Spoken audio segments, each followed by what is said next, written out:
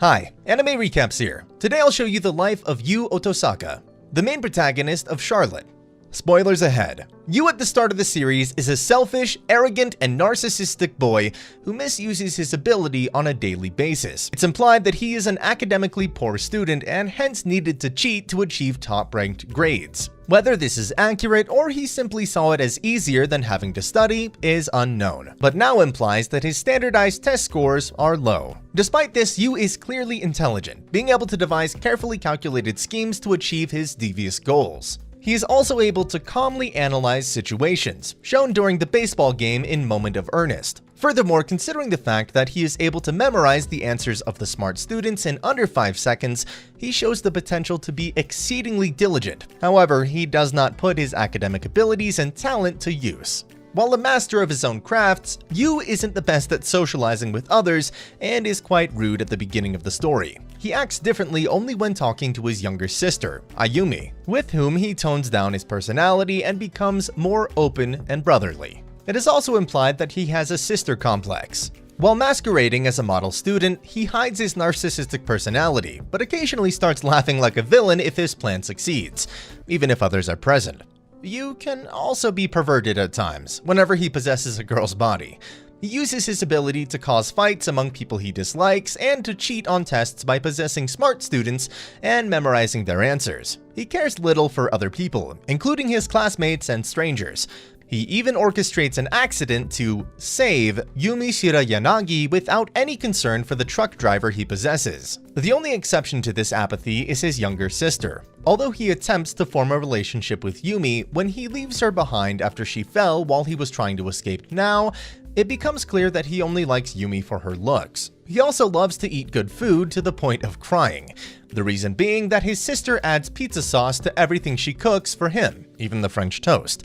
After being forced to transfer to Hoshinoumi by now, Yu's personality slowly begins to change for the better. At first, he's clearly using his ability for anything he doesn't want to do, and only does so after urging from Now, though this changes as time passes. Although he dislikes Now in the beginning, he feels sympathy for her regarding the situation with her brother and her difficult past, as well as her rocky relationship with the other students. Throughout the series, Yu acts as a comedic, straight man whenever something bizarre or abnormal occurs due to the other members' antics. An example of this is his reaction to Jojiro Takusho's physical state after using his ability to get lunch from the cafeteria, or his reaction to Misa Korobane's threats to burn things. He unknowingly begins to enjoy his time as a member of the student council, as evidenced at his excitement at winning the baseball match in Moment of Earnest.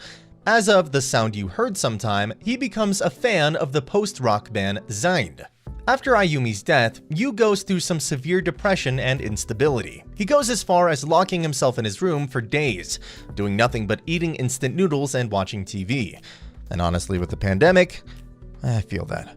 After escaping Hoshinoumi, Yu's mental state continues to deteriorate, and he begins picking fights with gang members, finding joy in having them beat each other up while he possesses them and injures them.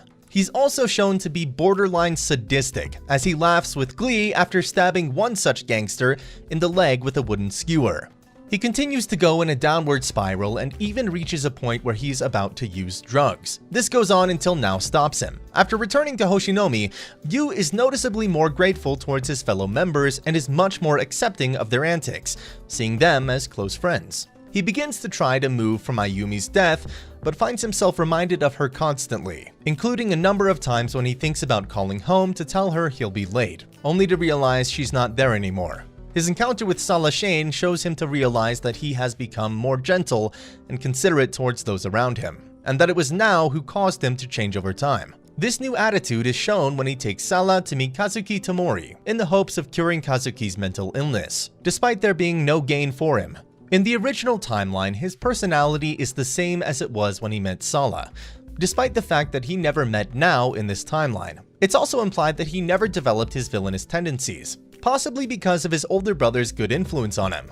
He is still a caring older brother to Ayumi, and everyone thinks he has a sister complex. He also cares greatly and looks up to his older brother, Shunsuke, and has a lot of faith in him, even risking his own life to save Shunsuke so that he could time leap and change the past.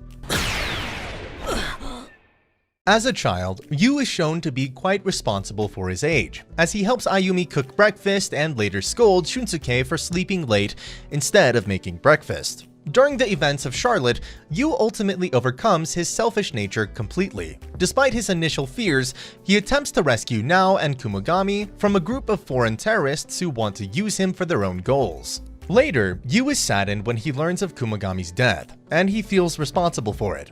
As of promise, Yu is shown to care for his friends immensely, and wants to be able to protect them from harm, no matter how much danger he may have to face. This, as well as his promise to Nao, allows him to decide to take a huge risk and attempt to plunder all abilities outside of Japan. His determination is strong enough to snap Shunsuke out of his depression over Kumogami's death. Over the course of his journey, Yu's abilities as well as the constant danger he faces begin to take their toll on him. He shows signs of PTSD and is unable to sleep, and if he does sleep, he sleepwalks and attacks enemy ability users as well as innocent civilians. Gaps in his memory start to form, and he finds himself unable to remember either his past or his goal. He isn't even able to remember now, but he is able to remember their promise. He also appears to no longer fear death, either because he could save himself using his newfound abilities, or because he is becoming emotionally numb. As time passes, he embraces the moniker One-Eyed Grim Reaper. It is implied that he has forgotten his own name at this point, and he begins plundering abilities with glee. He briefly shows signs of his old narcissistic ability-using personality, but ultimately forgoes this way of thinking when Nao's flashcards bring on feelings of regret, as well as determination to keep his promise, despite his inability to remember who he made this promise to or why. He continues to plunder abilities in a somewhat emotionless state, though does seem to get angry at enemies occasionally. At the end of his journey, he is a shell of his former self, almost completely devoid of emotion. He barely even shows much, if any, reaction, having 3 arrows shot into his back. Despite this, he saves the life of the last ability user and tells her to get to safety after plundering her ability of courage, thereby completing his mission.